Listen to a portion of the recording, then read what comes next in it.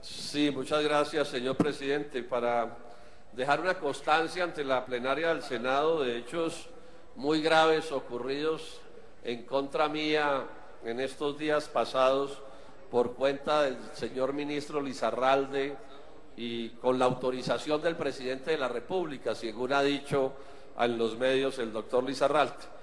Cuento un poco la historia para que se entienda de qué se trata. Yo he venido librando con ese ministro un debate en torno a su pasado como gerente de Indupalma. He señalado actuaciones de él indebidas que, aun cuando sean legales, me parecen equivocadas en torno a su tratamiento a trabajadores de esa empresa o en torno a unas asociaciones que él llama con campesinos, donde esos campesinos resultan ser perfectamente maltratados y sufriendo por contratos leoninos. Y además también he señalado que en 2 ocasiones, en el tema de acumulación de baldíos y en el tema de explotación indebida de baldíos, Indupalma, es decir, el doctor Lizarralde, en ese momento gerente de Indupalma, viola la ley, digamos, a mi juicio, en condiciones clarísimas. He tenido una tercera discusión, lo hemos tenido en el Polo, porque en esto ha estado también el representante Wilson Arias. Hemos tenido una tercera discusión, y es si él puede presentar una ley de modificación del asunto de los baldíos, y nosotros hemos sostenido que no, porque la ley 1437 es específica en señalar que cuando alguien se posesiona como ministro o en cualquier cargo, no puede tramitar asuntos que sean del interés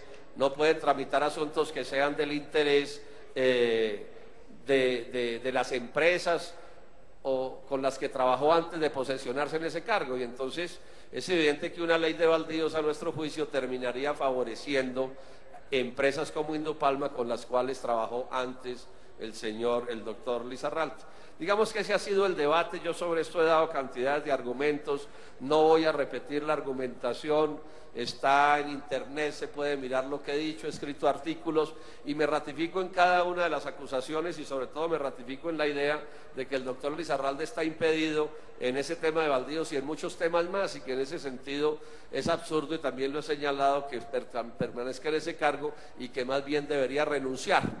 Digamos que esto hasta aquí es un debate en términos, digamos, normales en el Congreso de la República sobre puntos de vista diferentes sobre temas. ¿Qué es lo nuevo y lo que me parece a mí de una gravedad extrema? Es que la semana pasada el ministro Lizarralde cita a todos los medios de comunicación, medios pues por supuesto que van a su citación porque es un ministro y él les anuncia pues denuncias graves, y esos medios van allí y el doctor Lizarralde publica una grabación que tiene que ver con una conversación que yo adelanto con dirigentes sindicales de la empresa de Cerro Matoso. ¿Dónde empieza el problema? El problema empieza en que esa es una grabación, senador Félix Valera, hecha a mis escondidas. O sea, eso no es una grabación aceptada por mí, sino que alguien, no sabemos quién, o hay micrófonos o lo que sea, no tengo la capacidad de comprensión, pero alguien graba a las escondidas, subrepticiamente, graba una conversación privada que yo estoy teniendo, y ese ya empieza a ser un acto delictivo, porque por supuesto que los seres humanos, y en Colombia tenemos derecho a nuestra privacidad, y en ese sentido nadie tiene por qué grabar una conversación privada. Pero lo más grave de este asunto es que el ministro Lizarralde dice que a él esa grabación le llegó, no sabe cómo, pero que le llegó allá a su oficina, y él, en vez de rechazar la utilización de una grabación obtenida ilegalmente, lo que hace es también caer él en la ilegalidad e irse para los medios de comunicación a exponer, repito, una conversación privada mía al público, y además a interpretarla de una manera por completo acomodaticia. De entrada, el hecho de coger una conversación privada y ponerla en público ya constituye una agresión, porque todos sabemos que en las conversaciones privadas hay exageraciones, hay hipérboles, hay chistes, hay sarcasmos, una serie de cosas que son parte de la vida privada de las personas y del modo de ser. Él coge entonces esa grabación y, además de que la presenta a su antojo, entonces la explica como quiere. Y entonces él de unos consejos o unas opiniones que yo les doy a esos sindicalistas para que en sus reclamos luchen, se movilicen, saquen pancartas, vayas a los medios de comunicación, él concluye que haya una actividad como de tipo delictivo y me monta la crucifixión, sí, como si yo estuviera haciendo una cosa contraria incluso a la legalidad, y él insiste mucho en que se viola la ética. Y yo aquí tengo que decir con toda claridad que el polo es amigo de los trabajadores, eso lo sabe cualquiera. El polo además es amigo de las luchas sociales y somos solidarios con ellas y las respaldamos llegado el caso, pero que ese no es un hecho de ninguna manera ni legal, ni inconveniente, ni antiético, ni mucho menos. O sea que él allí hace una interpretación por completo, digamos, amañada del asunto del que estamos hablando, siempre, insisto, violando la ley el doctor Lizarralde, violando la Constitución y la ley, porque yo tengo por Constitución el derecho a que se me respete mi derecho a la intimidad, mi derecho a la vida privada y a que yo no sea chuzado por nadie, y mucho menos a que esas chuzadas sean utilizadas por el gobierno nacional, en este caso por el ministro, con la autorización del presidente de la República. Y en segundo término, el doctor Lizarralde coge una parte de la conversación que yo tengo con esos sindicalistas, en donde invito a esos sindicalistas a unirse con quien sea, hasta con el diablo si es el caso, para lograr la resolución de un problema que ellos me estaban planteando, un problema que tenía que ver con recuperarle al municipio de Montelíbano 135.000 millones de pesos que tenía congelados el gobierno nacional. Entonces yo hago una frase que es una frase fuerte, pero lo que hace más grave el ministro Lizarralde es que antes de yo señalar, hacer la frase fuerte, yo le digo a esas personas, voy a hacer una exageración. Digo la frase fuerte, que puede generar confusión, y la frase siguiente es, esto es una exageración. O sea que dejo perfectamente claro que esa frase que estoy señalando no es que yo crea en eso, no es que ese sea mi real punto de vista, sino que es una hipérbole, que es, digamos, como se llama en el diccionario este tipo de figuras que consisten en que yo digo una cosa exagerada para, digamos, enfatizar la verdad que quiero decir. Pongo ejemplos elementales sobre esto. Los colombianos son muy dados a decir, me muero de hambre, me muero de frío, me muero de calor. Pues si a nadie lo han acusado por mentiroso, por el hecho de que no se esté muriendo de nada, sino que es una manera de enfatizar. Esto es muy propio también de las prácticas de la docencia, en donde yo me he criado toda la vida. Entonces lo que tenemos es una actitud de mala fe del ministro Lizarralde,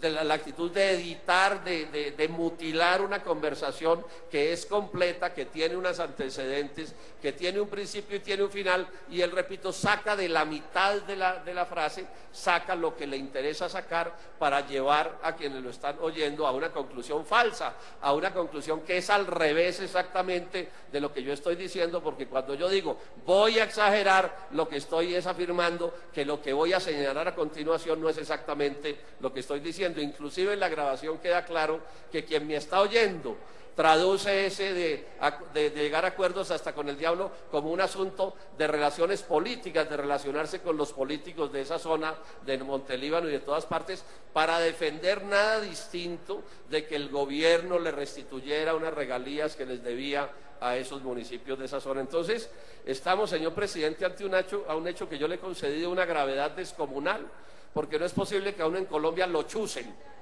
No es posible que un ministro de Estado coja la chuzada y la ponga en público violando mis derechos constitucionales y legales, y como si fuera poco, la interprete, la mutile de una manera calculada para injuriarme, para demeritarme, para hacerme daño. Es más, en alguna parte de la entrevista con los medios él dice que es que de lo que se trata es, pues, como de hablar, de demeritar la figura del senador Jorge Enrique Robledo, simplemente porque está ofendido o ardido por las denuncias que yo he venido haciendo, que las he venido haciendo sustentadas con todo cuidado, explicadas, razonadas, con documentos en la mano, uno detrás de otro.